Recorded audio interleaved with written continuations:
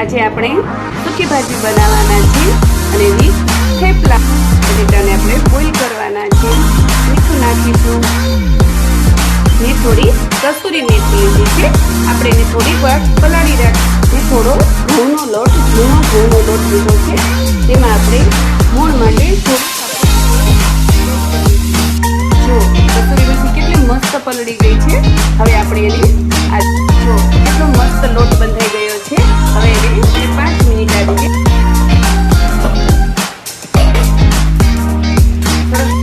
સૂકી ભાજી માટે બધું રેડી થઈ ગયું છે. તો એમાં આપણે બટેટા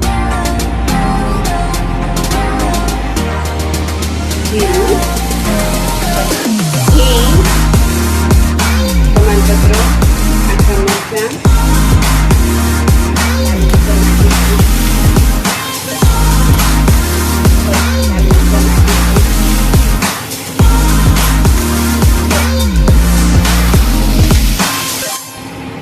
બટેટાના ભરતા